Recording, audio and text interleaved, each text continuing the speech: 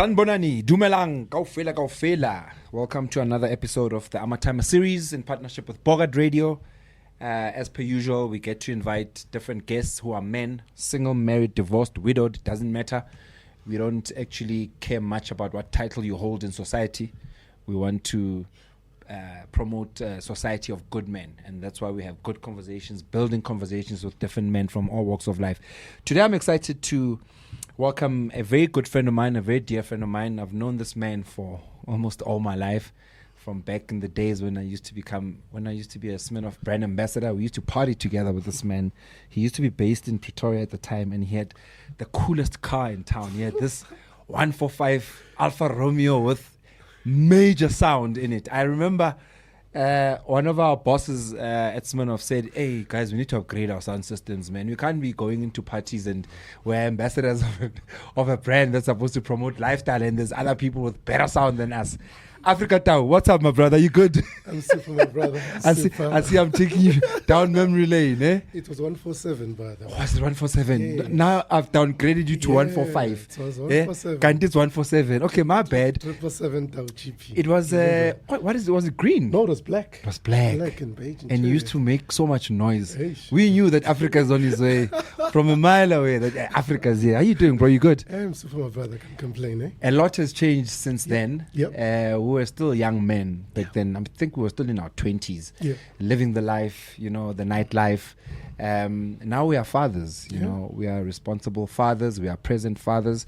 We are raising our kids the best way we know how to. Just a quick one. How many kids do you have? 5. I've got 5 kids. 5 kids, yeah. All right. And do you want to tell us your status, or you'd rather not? Because some people want to say, I'd rather not. And we don't, like I said, this is a chill platform for us as MJITA. So do you want to tell us your status, or you're single, you're available, you're complicated? I'm a divorced man. Okay. Yeah, I've gone through a hectic divorce just over about 3 years ago. Right. Yeah. And 3 years later, how has life been for you as a man, as a brother? Look, life is tough. I always tell people you don't go to marriage just to divorce. Yeah. But it happens, and there's many reasons why. Of course. Could be your fault. I mean, I'll take the blame. Yeah. Generally, sometimes they say blame yourself first before you blame the next person. Yeah. So I know my faults. I know what I didn't work on. Yeah. And that's life. But then again, that said, it's all well and good to take the blame yourself, but it takes two to tango. And for me, it's always about, yes, filling your own cup first, acknowledging your own mistakes, but there's always the other side of the coin that no one ever, wants to talk about, But what lessons have you learned coming out of it now? I mean, the fact that you're divorced doesn't change the fact that you're still a father, you're still a man, you're still a human being, you're a brother, you're an uncle. There are people that still look up to you. What has changed 3 years later? Look, a lot has changed. You go through a lot of self-discovery. Yeah. You start you start saying you need to be comfortable with your own space as well. Yeah. But again, you learn some of the difficult things that you did, being able to confront, having those difficult conversations. With self. With self. Right. Because half the time you run away from that. You'll escape it in many ways. Yeah. Going out partying and whatever. Alcohol, wrong company. Wrong company will be just making sure that you never get to face yourself. Right. Half the time we don't sleep at night. Yeah. We sleep 4 hours, we up again. Because you're trying to forget. You're trying to forget, but the reality is there. So being able to confront your life directly is very important. It was difficult conversation, like I said, with yourself. Yeah. And being true to yourself, it's tough. It's not easy. I can imagine. And how has that changed your relationship with your kids? So has it caused a bit of a rift between your kids, or not really, because you were able to deal and separate? The truth is, you love, I think, more than anything else, you channel a lot of that energy towards them. Yeah. You want to say, look, because there's no that one home that they're living in, for example, you try as much as you can to stretch yourself to, of course, to give them, cover that space. You know?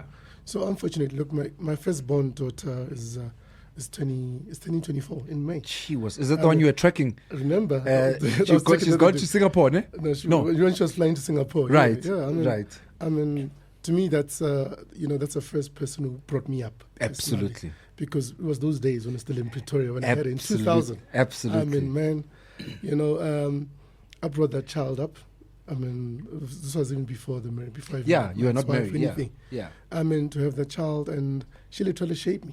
She literally worked harder to where I am. I mean, she's done well. She studied. She had a degree in Hungary. I mean, science degree in Hungary. She came back. She was working in Switzerland. She was working in Montenegro. She came back home. Now she's gone to Southeast Asia. I mean, what else do you want? I think proud moment for you. You start saying, okay, I've done all with this one. Now it's time to let her go and do. Let her more. live her all life. I mean, now you're not even arguing anymore. I'm moving. Okay, bye. Yeah. Do you? She's an adult. I'm done. Yeah. Now it's time to focus on the rest. And make sure that I could give them that opportunity as well. Sure. That they can, they can be successful in life. I think that's what we want. Absolutely. Yeah. And I think I want us to talk about the effects of divorce for a lot of men. I speak to a lot of gents. I've got a lot of friends in similar instances or cases to yours where they've gone through a divorce, and divorce is tough. You see how it has its negative effects on the children. You see how they're used to a particular lifestyle, and that lifestyle gets taken away by virtue of the parents not living together. What is the one thing that you'd like to say to a guy out there who's probably contemplating going through a divorce? There's lots of reasons why people end up divorcing. Do you look after your own sanity first, or do you stay on because the kids are gonna suffer? Look, you could I'd say look after yourself first, because the reality part of it is bringing those kids in a broken home as well. It's a problem. It's toxic. So it's more toxic, and they see the hurt between the parents and stuff. I think it's not good. Yeah. So rather take care of yourself and focus on you, and make sure that you can provide, both of you do a proper co-parenting and provide for these kids in the way where they'll see you happier every single day. Yeah. I think that's another thing. Yeah. I've seen, I mean, you are part of the AMATYMA Telegram group. You've seen some of the messages that some of the brothers put in the group, and it's heartbreaking to see how some men are saying, my woman has no respect for me. I've just been retrenched, and ever since I lost my job, she speaks to me like I'm a small boy. A lot of that happens. What do you say to a man who's going through that? Or Autiaka, like, what kind of advice would you give me if I'm going through that as a younger brother to you? Look, like I was saying, yes, we could be talking in a group format as well, but at the same time, talk to your partner. Yeah. That guy must have really tough conversation with the partner about it. Yeah. And let's not sugarcoat things. Let's just be real, because the more real we are, the better it becomes for us. Sure. To know where you're going. Sure. Sometimes you cannot force things. Yeah. Sometimes in life, if you're going to compromise your own wishes and own happiness and dreams, come tomorrow you're gone. Yeah. You're dead tomorrow, or things have really changed, and at least you stayed in what you didn't want to do. So that's true. Make your own move. And I think a lot of things that happen to men never get discussed. One of the biggest pandemics that most men go through is depression and anxiety. And we in such denial. And I don't know what it's going to take for us to actually open up as MJITA to say, hey, Mfana, I'm going through depression. So I'll be the first to admit that I went through a lot of anxiety during lockdown because I just wasn't certain what's going on. Are we coming or going? And there's this perception amongst Rona Baba, some people would think they are well off. We don't think some people go through such things. And it's like, TT is going through depression and anxiety. Why him? Why not me? Like especially young. So we're trying to obviously educate MJITA more about the importance of opening up. Do you think this Telegram group is helpful, or is it just a lip service? And then we need to be honest, right? We need to have honest conversations, because someone once posted in the group, but gents, there are guys who complain about unemployment, but you guys are doing nothing about it. But I said then, I was like, but I'm also going through my own problems. And how can I help the next person if I can't even help myself? Look, the group is very useful. Yeah. It's what you take from it. I mean, there could be a lot of things. There could be some jokes and whatever, and other nonsense. But the reality part of it, it's very useful. For once, it helped me myself as well. I've got a running club that I run with fat cats. Right. I mean, from me being part of the group, I actually realized that I could actually do I need to start checking up on my own members, the teammates in the club. I picked up actually that a lot of our guys are going through the most. I hosted a session with the guys at my house. Yeah. I mean, I put in the garden service. Yeah. We came and sat just around the table.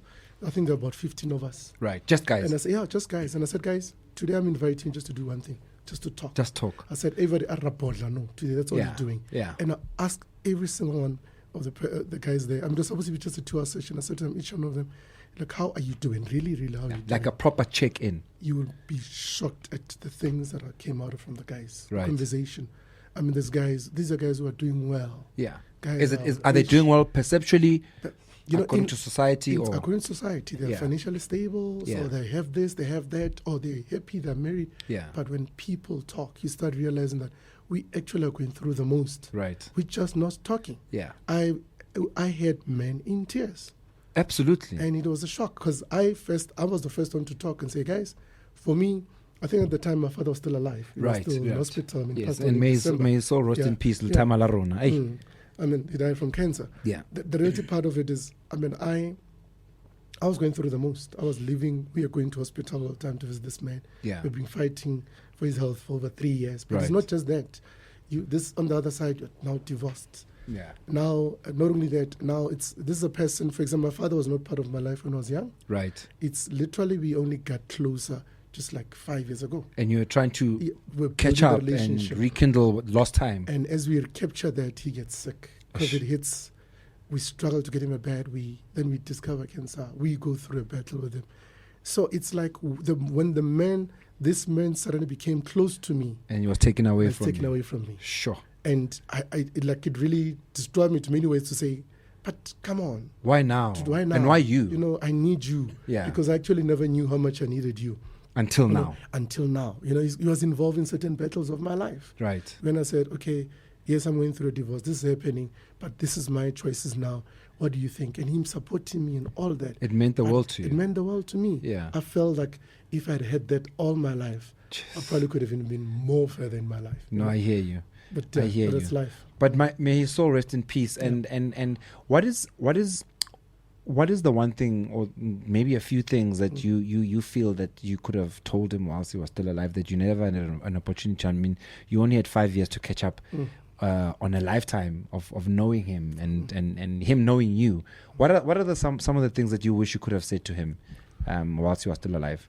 Look, I think more than anything else, it's, for example, I never even said I love him. Sure. In my life. Never uttered the word I love you to him. We were not at that level. Right. It was just fun, sharp. That's it. Right. We had easy stuff. I never, like a lot of, as I'm saying, I think most of the thing, I had a lot of anger as well. Sure. Towards him. Towards him to say. Why? For not being there? Yeah, for not being there. You realize it as well. There's so many things that you go through on your own. Yeah. You're literally on your own. You must navigate this life. Navigate life. Yeah. You wish you could go to someone and bounce certain ideas and be honest with them and tell someone who can tell you the truth. Yeah. Instead now you have to rely on just the society or books cousins or books or anything like that. So sometimes I wish I was that, but at the same time I'm still grateful the fact that we got close before he passed on. Yeah. I mean, we got very, very close, and he literally was guiding me through my life. It was so nice. Yeah. And when he left again, it's like it cut deeper because not now. Yeah, we were just connecting. We're finding each other. We're finding each other. Why you gotta go? Sure. Do you have any sons? Yes. So how are you raising your sons in comparison to the relationship you had or you didn't have with your dad? Do you know, nice one thing I've learned was to be affectionate with kids, with the kids, especially my son. So I'm so fortunate. For example, Kutlwano, I'm so tight with Kutlwano. Kutlwano, when he comes, he wants to sit next to me. Right. How old is he? He wants to hug me. Kutlwano is 12 now. 12. Okay. I mean, he wants to hug me. Yeah. He wants to sit like me. Like literally Urula Moon. Yeah. And lead him pinch. Haki, so funny part, I'd walk and he follows me around. Right. And sometimes I'll be like, dude, what's wrong with you? But then you realize, actually, this person is really mimicking you. Yeah. And so hence you gotta be that perfect good example, because you do wrong, he's learning from you directly. Yeah. You are his point of reference. He's always just behind me. Sure. All the time. But then you realize the importance of that. But again, but at the same time, no, why not? Why not? Because that's how we were raised to be tough. No. Mustn't show weakness, because when you cry, it's a sign of weakness. A man doesn't cry. Tigers don't cry. All that nonsense. No, he does that. He he talks to me. Even any issue. Dad, it's cool. He cries. And I'm okay with it, because the relative part of it is that person is in touch with himself and know, it's nice to see that. But knowing that it's ambitions, his goals, he's always saying, Dad, I'm going to get that. I want to buy this bike. I want to buy this. He emulates so many times. How he actually even wants better than you. He's going to tell him, I'm going to buy you this car. Don't worry. But that's what you want, that's right? What you want. You want to make sure that he gets everything you couldn't get when you were young, and that's the battle we have as the AMATYMA Wellness Network when it comes to brands. When we put together events, a lot of these brands focus on women and the girl child, which is crucial and critical. I commend them for doing that. However, they then forget about the boy child and the man. The biggest perpetrator of GBV are men. And if we don't create a society of good men for these young boys to have role models to look up to, father figures to look up to, then we are failing. Just you saying that, I was thinking about a 21-year-old, a 20-year-old boy today. He can't even date their peers at all. Can't. Their peers are not even interested in them. Yeah. Their peers want to go out. He's too young. No, not even just that. They're saying they want to go out. They want to go to Cape Town. Yeah. They want to buy a Louis Vuitton bag. He can't afford it. The boys can't afford it. Yeah. So you can imagine how much these young boys, how angry they are at the same time. They're sitting there saying to themselves, so, it's true. That's a fact. What do you think this boy is going to be? I'm a blesser. They're busy dating 22-year-olds and 21-year-olds. It's actually sad. So I'm actually worried about them, Hori. What really goes through their minds, these young boys? Because what options do they have then? If they can't date their own age group, that means the only other option is to date older women who are going to become their sugar mamas, or then they date younger girls, 13-year-olds. Then that's rape. Then we're in trouble. It's tough. It's tough. We've got a lot of work to do as men. But I think it starts with us acknowledging the reality of our situation as men. And I think one of the things that I try and push a lot in the group is for us to talk. And I struggle. I mean, there was a time when I actually even wanted to delete the group, because I felt that, why is this my mission as TT? Like, why am I doing this alone when there's 1,000+ men who are probably going through worse than what I'm going through or similar, but yet we struggle to get men to just open up. And I think it's an ego thing more than anything. Look, I think it's ego, but not only ego, TT. I think it's we grew up in a society where men have been strong. Yeah. We are taught as men that we are the head. Show strength. That's it. We have to show strength. If you show you're a bit vulnerable, weak. I think that's another thing. It's lorona is MJITA, kaborona. We need to be careful of how we literally address some men. That's true. We need to jump in as well and be supportive, not to push them away, because we push guys that are champions without realizing. There's this big thing, and I've experienced it myself. So when you're a married man and you hang around MJITA, and it's time for you to go home, and it's time for you to go home by choice. Then they'll start calling you names. You must rush home because your wife is gonna beat you up. That affects us mentally, because you don't know the effect it has on me. When you make a statement like that to say, why are you leaving early? All the other gents are here. You're running back home because you have to report to your wife. What if I want to go home? Look, like I said, Titi, we MJITA, we are not honest with ourselves. It's the most sad thing about it. We're not honest with ourselves. We glorify nonsense. True. We glorify us partying throughout, getting girls. See who gets the most girls, who gets drunk the most. Literally, we glorify nonsense. But I think more than the more of us rekhula, it's where we start realizing actually it's not just all about that on its own. There's more to life than just that. Now we negotiating for absolutely. So how are these kids? They need to learn from us that we are True. We are you know, we are about them. We take, you know, I try to create sessions. Nakohai, I like Sundays. I love cooking. Yeah. Sundays, I know. I've been invited once. So Sundays I cook, and guess what I always do? I always invite the whole family. Right. I always invite. You are my intentional. nieces, intentional. Yeah. The whole purpose is to give us time to be together, to talk. Right. To talk. It's we at that level now. Yeah. Stop being strating all the time. Yeah. Have that, you know, create a home, be comfortable enough that you can always enjoy being home. And host your family. I always do it. You know it yourself. No, You came to my house. Absolutely. I love hosting. We sit outside there at our Kona Konka. Our Kona Konka. That's it. I love our Kona Konka. Yeah. So it's those things. I mean, strata and fit. So there's nothing in the streets. I'm sorry. You end up spending more money. Spend more money. And there's no conversation because it's about the music, it's about the noise, it's about showing off, right? You're missing out the quality time. The proper conversations. And by the time you try to make that up, it's too late in most instances. It's too late. You are now trying to, you know, prevent something that you could have been proactive about. I just want to find out from you. There's a lot of men out there who have gone through divorce for different reasons. Do you think? Because I've been toying around the idea of hosting a summit for men who are divorced to bring more healing towards them, to bring more stories out there for men to share and realize that there's always a silver lining. You know, there are some men who obviously have been through divorces but have remarried and they're happily married. Would you get married again? Hell yes. Oh. Hell yeah. You know, I've never met a guy who's like, I'll never marry again. I never. Yeah. You want to be a returned soldier. No, and do you think this word returned soldier is a correct word to use? Maybe not really. I don't think it's a Can we correct word. talk about this word returned soldier, because it's got a terrible stigma to it. Like you've returned from a war. Now you come back from a war, which is marriage number 1. Now you are returning to war number 2. I don't like that. No, that's wrong, because it's like you are being recycled. Yeah.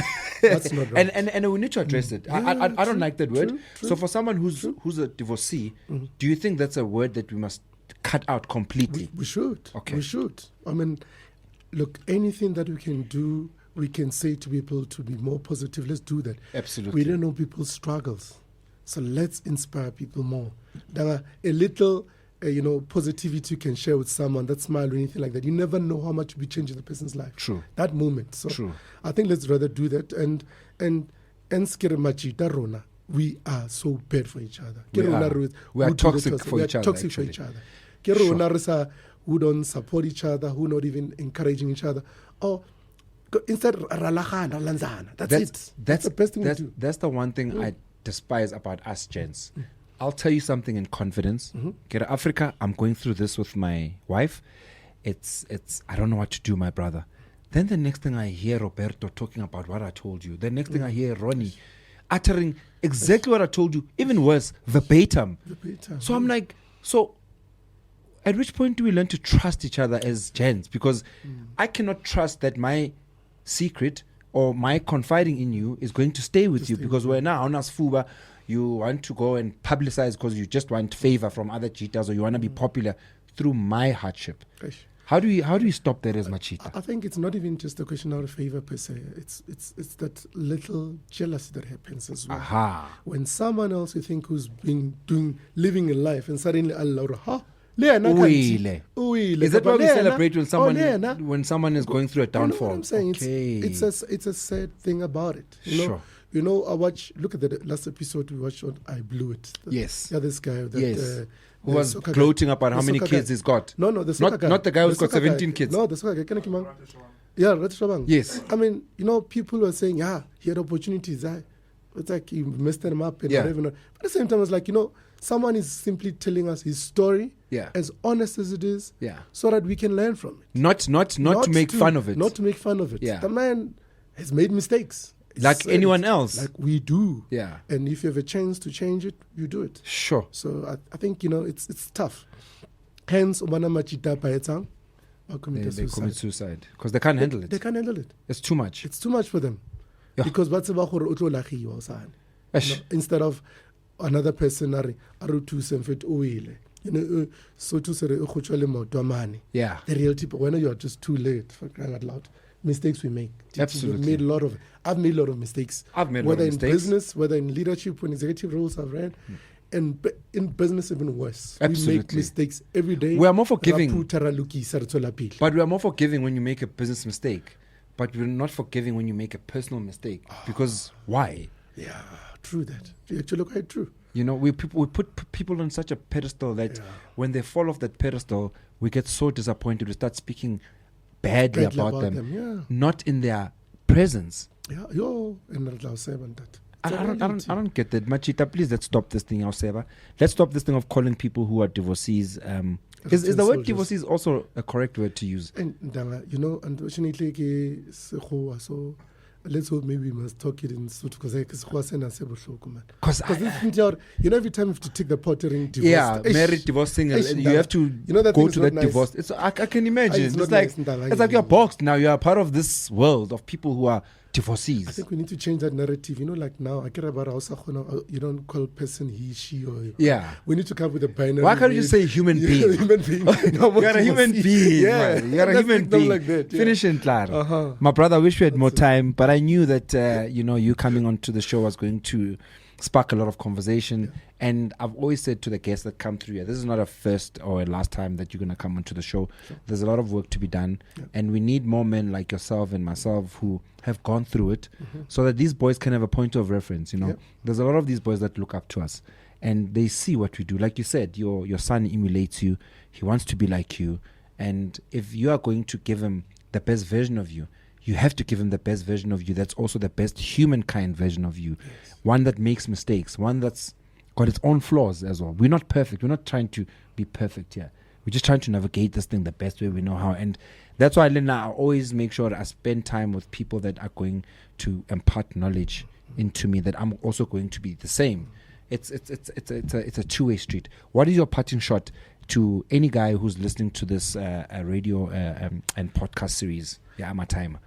More than anything else, I always say to people, MJITA kopa arasapotani. Yeah. No matter how tough it is, and reach out to our friends. Not motor fella. Oh, Sharp, how are you? You know that's Sharp's eight. Sharp's on high rent. Yeah. It's a simple answer, but the reality part, real as someone or ujwang, like and be concerned. Be concerned. Yeah. You know, Oscar Willa fella said just don't be about sugarcoating. Do it and reach out to people because MJITA are going through the most. Sure. And you coming and lending that ear, you never know what might change the person's life. My brother, thank you for your time. Thank you, Jack. I appreciate you. Another great episode of AMATYMA series in partnership with Bogart Radio. This is what it's about. There's no topic. There's no agenda. The most important thing is to get men to talk. Please stop calling people return soldiers. Stop it. It's not nice, and they don't appreciate it. And I certainly don't appreciate it. And we certainly, it's AMATYMA Wellness Network, don't appreciate it. Sibonga sithi danko. See you till the next episode. Away. Thank you. Hola.